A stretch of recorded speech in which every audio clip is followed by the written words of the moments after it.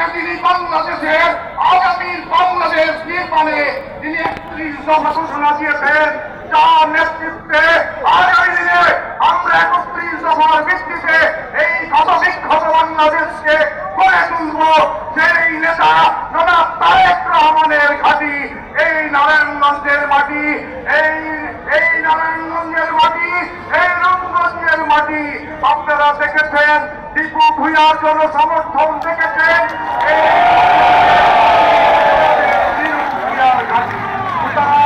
আগামী নির্বাচনে